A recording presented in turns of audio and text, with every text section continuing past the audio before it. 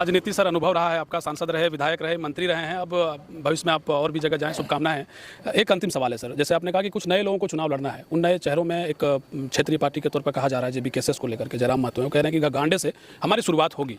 तो आपको लगता है कि ये जो पूरा, चूंकि एक तरफ आपकी तरफ से पार्टी महागठबंधन की तरफ से उम्मीदवार है, बीजेपी एक उम्मीदवार उतारेगी, तीसरे मोर्चे पर अगर जेबी केसेस जयराम महतो आते हैं तो क्या लग रहा है त्रिकोणीय? नमस्कार, आप देख रहे हैं समाधान कब तक, और आज उन्हीं से मिला रहे हैं जिनकी खबर जो है सुर्खियों में है।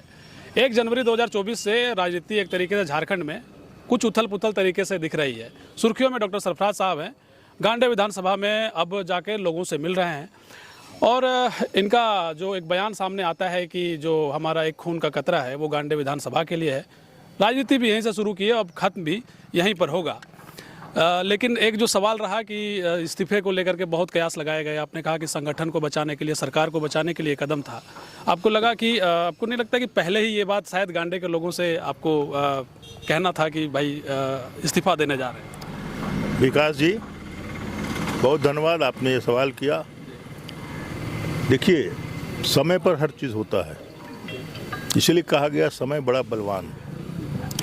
तो अगर जिस हाउस में मैं हूँ, इस हाउस की आयु 1 साल से अधिक होती है तो हमारे इस्तीफा का मतलब होता है। बात समझ गए? कानून ये है कि 1 साल से अधिक रहेगा तो यहाँ बाय इलेक्शन होगा, और उससे कम रहेगा तो हमारे इस्तीफे का कोई मकसद नहीं होता।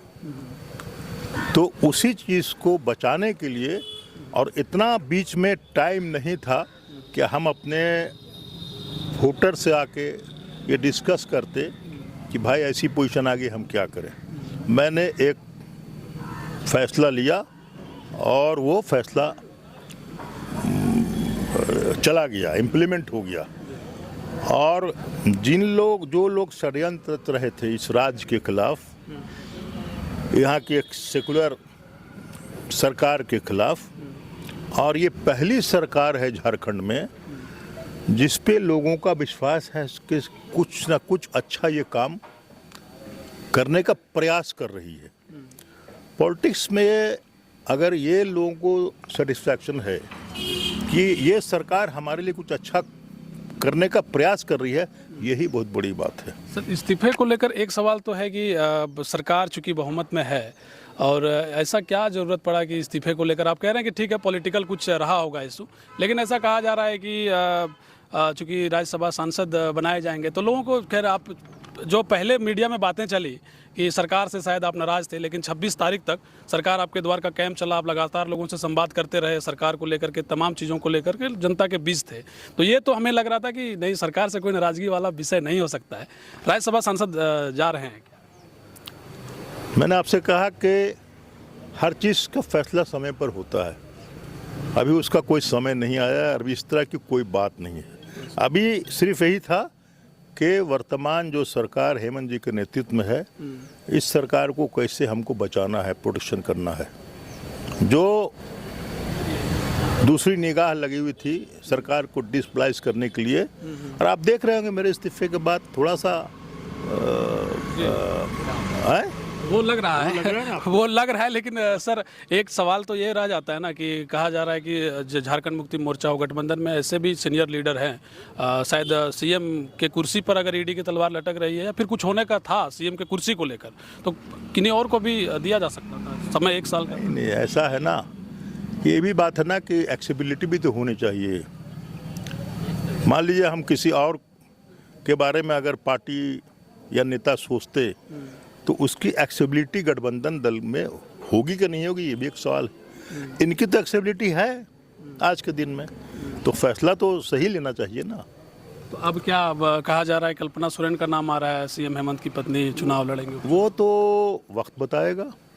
अच्छा, अगर इनके ऊपर किसी तरह की कुछ होता है तो नेक्स्ट ऑल्टरनेटिव में जो पार्टी फैसला करेगी वो हम लोगों के लिए मान होगा। सर कई जगह गांव-गांव जब हम जा रहे थे कि सरफराज साहब ने कैसा ये निर्णय लिया, तो कई लोगों ने कहा कि वो राजहित में है, सरकार को बचाने के लिए किया है, तो बहुत अच्छा है, लोग स्वीकार भी कर रहे हैं इसको। लेकिन एक जो सवाल है वो कुछ लोगों ने कहा, युवाओं ने, कि भाई ये जो फिर विकास की जो गाथा है गढ़ने के लिए जो सरफराज साहब लगातार कर रहे हैं, या योजनाएँ जो हैं, अब चूँकि आप यहाँ से विधायक नहीं रहे, तो जो योजनाएँ धरातल पर उतारी जानी थी वो किस तरीके से होगा, क्या वो प्रभावित होगा? बिल्कुल नहीं। जो ऑनगोइंग स्कीम्स है, जो हमने स्टार्ट करा दिया है सरकार के माध्यम से, वो बिल्कुल चलती रहेगी। ऐसा नहीं होता है कि कोई एमपी या एमएलए इस्तीफा दे दे या हट जाए तो सरकारी काम बंद हो जाएगा, वो चलता रहेगा। और जो अधूरे काम है, जो मैं नहीं करा सका हूँ, हमारे मन में है कि इस काम को भी आगे कराना है, उस काम को भी मैं कराऊंगा। इसलिए वो गलतफहमी दूर कीजिए कि जो ऑनगोइंग काम है वो चलता रहेगा, इसके अलावा जो छूटा हुआ काम है उसको भी मैं कराऊंगा, निश्चित रूप से कराऊंगा। सर, आप जब चूँकि इस्तीफे के बाद अब लगातार जब लोगों से मिल रहे हैं, विशेष करके कार्यकर्ताओं से मिल रहे हैं, इसे उपचुनाव की तैयारी समझी जाए या फिर क्या समझा जाए? देखिए, आपने शुरू में ही कहा कि मेरी राजनीतिक जीवन की शुरुआत यहीं से हुई थी 1980 में, और मैं ये भी कहता हूँ कि मेरे राजनीतिक जीवन का अंत भी इसी क्षेत्र से होगा। और यहाँ के लोगों से मेरा जज्बाती ताल्लुकात है, सेंटिमेंटल अटैचमेंट है। मैं घूम के देख रहा हूँ, टटोल रहा हूँ, उनसे बात कर रहा हूँ कि क्या मेरे इस फैसले का उनके मन में स्वागत है या कुछ कन्फ्यूजन है। और मैं आपको दावे के साथ कह रहा हूँ कि जो आम जनता है वो हम आपसे और हमसे ज़्यादा सूझबूझ रखता है पॉलिटिकल। कहीं पर मेरे ऊपर किसी तरह की कोई बात किसी ने उंगली नहीं उठाई, और सब ने यही कहा कि नहीं, ये फैसला आपने राजहित में लिया है और इस क्षेत्र के हित में लिया है। और हम लोग जानते हैं, हमारे लोगों ने मुझसे कहा कि आप कभी भी इस क्षेत्र के लिए गलत फैसला नहीं लेंगे, इसलिए आप अपना काम कीजिए, हम लोग आपके साथ हैं। और इससे बड़ा और क्या सर्टिफिकेट हमको मिल सकता है। इसीलिए ये लगाव है मेरा कि हम घूम के जो सही बात है अपने लोगों को पहुंचा दें। देखिए, आज हमारे इस फैसले के दो तरह के लोग आलोचना कर रहे हैं, ठीक है।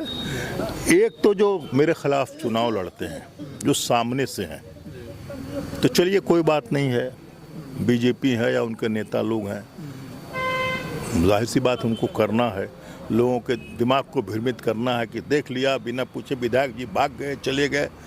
तो उनका मुझे जवाब नहीं देना है, क्योंकि वो लड़ते रहते हैं, ठीक है, हार जीत अलग बात है। और दूसरे कुछ लोग ऐसे हैं जो चुनाव लड़ने की इच्छा रखते हैं, तो उनको भी मैं कहता हूँ, भैया आपकी तो इच्छा पूरी हुई, अब एक चुनाव क्या, 3 चुनाव सामने है, लोकसभा का है, मेरे इस्तीफा के बाय इलेक्शन है, इसके बाद 24 दिसंबर तक जनरल इलेक्शन है, आप लड़ लो। आपके लिए तो फिर मेरी आलोचना से आपको क्या लाभ है? आप मैदान में उतर के काम तो करो, अपना प्लस पॉइंट बताओ ना। मेरा माइनस पॉइंट आपको फायदा नहीं करेगा। मैंने क्या किया नहीं किया ये अपने लोगों को मैं बता रहा हूँ, और ये मैं दावे के साथ कह रहा हूँ कि गांडे विधानसभा का, ये विधानसभा 77 में बना था और आज हम लोग 2023 में पहुंच गए हैं। इस टर्म में जो अभी मेरा 4 साल गया है, जो मैंने लकीर खींच दी है ना, उतना आज तक किसी ने कुछ नहीं किया था। ये आप घूम के खुद ही देख लीजिए, कोई बड़े बड़े नदी नाले नहीं बचे हैं इस पूरे क्षेत्र में जिस पर पुल नहीं बन गया है। छोटे छोटे नाले की तरफ हम ध्यान मेरा चला गया। बहुत सारे दूर दराज आदिवासी गांव ऐसे थे जहां उन लोगों को बरसाती नदी से बहुत दिक्कत होती थी। मैं वहां पहुंच गया और वहां भी अभी पुल का काम शुरू हो गया। रोड यहाँ ऐसी थी कि मैंने खुद ही नकार दिया, पीएम जसवाई को मैंने मना किया कि आप इस रोड को नहीं बनाइए, मैं इसको आरसीडी में बनाऊँगा, और वो रोड मैं बनवा रहा हूँ। तो जहाँ तक आपका लुप्पी का पुल, आपका मचियाडी का पुल, आपके पपलवा पत्थर का पुल, आप घूम कर देख लीजिए, ये सब इसी 4 साल में। और ये भी याद रखिए कि इस सरकार का 2 साल तो कोरोना काल में ख़त्म हो गया, चाह के भी हम कुछ नहीं कर पाए। और इसी 2 साल में जो भी हम लोगों की गति तेज़ हुई है, गाड़ी आगे बढ़ी है, मैं इसके लिए सरकार को धन्यवाद देता हूं। आपको मालूम होना चाहिए कि गांडे में डिग्री कॉलेज की बिल्डिंग बनकर तैयार है, बहुत जल्द उसका उद्घाटन भी हो जाएगा। और मैंने खुद ही अनाउंस किया है गिरिडीह के झंडा मैदान में कि बेंगाबाद में डिग्री कॉलेज बनेगा। निश्चित रूप में पहल करके इन कामों को, जो अधूरे काम है, मैं इसको कंप्लीट करूंगा और मुझे मजबूती मिलेगी इसमें। जिस रूप से अब थोड़े जो आने वाले समय हैं, अगर गांडे के लोग अगर आपको राज्यसभा सांसद के तौर पर देख रहे हो सकता है, पता नहीं, लेकिन लोग कह रहे हैं कि भाई ये बात हो सकती है, तो उम्मीद किया जा सकता है कि विधायक जी उसी तरीके से यहाँ के लोगों को हमेशा, क्योंकि आपने कहा कि वही बात कुछ और बेहतर और कहा जाए कि स्क्वायर में कुछ अगर हो जाए। मैं आपको बताता चलूँ कि मैं एक बार गिरिडीह का सांसद भी बन गया था। जी जी, ठीक है ना, पार्टी ने मुझे कहा कि आपको सांसद, हमारी इच्छा के विपरीत मुझे सांसद का चुनाव लड़ना पड़ा था, लेकिन मैं लड़ा और जीता भी, क्योंकि उस समय इसी तरह की बात हो गई थी कि सीट बचानी है तो आपको लड़ना होगा, तो मैं लड़ गया। मैं उस समय एमएलए था, मिनिस्टर भी था बिहार में, मैं चुनाव लड़ा और मैं जीता। और रेलवे का सबसे पहला काम मैंने कहाँ कराया, इसी गांडे में। ये जो फुलझोरी स्टेशन आप देख रहे हैं, ये कहाँ है, गांडे में, ठीक है। फिर मुझे एक मौका मिला इन लोगों के आशीर्वाद से कि मैं 6 साल असेंबली का मेंबर, काउंसिल का मेंबर भी रहा, बिहार काउंसिल में। और उस 6 साल काउंसिल के मेंबर में जो भी मेरा विकास का फंड आया था as a member of council, उसके आप लिस्ट निकाल के देख लीजिए, वो सब हमने इसी दोनों ब्लॉक में, तीनों ब्लॉक में खर्च किया। तो हमारी तो इच्छा यहीं की विकास की, नहीं तो हम तो बिहार में कहीं भी उसको खर्च कर सकते थे।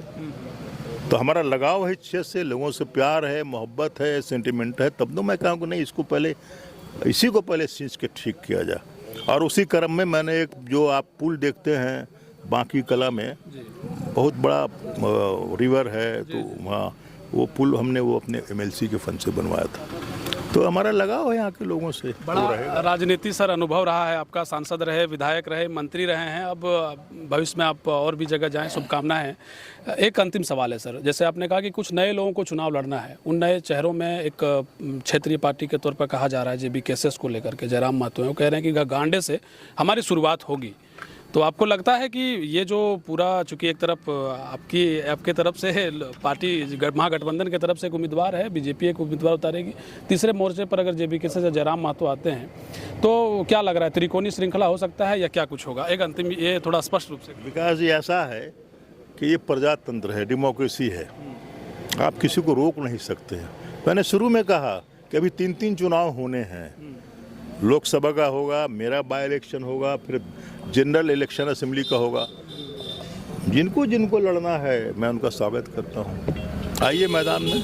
ठीक है, एक अंतिम संदेश के रूप में गांडे के लोगों को क्या कहेंगे जो ये कह रहे हैं कि हमने 5 साल के लिए उनको विधायक बनाया था, अब क्या वो अपने आप को फिर से एक ऐसा, जैसे एक होता है कि अपने एक गार्जियन का एक छत्र छाया होता है, वोट दिया है भाई, तो एक उनको लगता है कि हमारे विधायक जी वहाँ पर होंगे, उन लोगों के लिए क्या संदेश होगा साफ तौर पर? देखिए, वो मैं उनसे ये कहूँगा, हालांकि ऐसी बात नहीं है, मायूस होने की कोई आवश्यकता नहीं है। मैं आपका सेवक हूँ, सेवक था, आगे भी रहूँगा। हमारे मन में, दिल में चिंता है इस क्षेत्र के लिए, और जब तक मैं जिंदा हूँ, हमारे शरीर का बूंद का एक कतरा यहाँ की सेवा में लगा है और निश्चित रूप से लगेगा। इसलिए कोई मायूसी की बात नहीं है, इत्मीनान रख रहे हैं। मैं कोई गलत फैसला नहीं लेता हूँ, अपने जीवन काल में नहीं लिया हूँ, और आगे भी ये फैसला मेरा सही उतरेगा, इनको चिंता करने की आवश्यकता नहीं। चलिए, बहुत शुक्रिया सर आपका। तो देखिए, डॉक्टर सरफराज साहब को आप सुन रहे थे, क्या कुछ ये कह रहे हैं। हालांकि गांडे के लोगों के लिए सीधा संदेश है कि उन्हें मायूस होने की ज़रूरत नहीं है, उनके हर सुख दुख में पहले से ही ये खड़े रहे हैं, आने वाले समय में भी ये खड़े दिखाई देंगे। बाकी खबरों के साथ हम आपको जोड़े रखेंगे। बहुत शुक्रिया, धन्यवाद।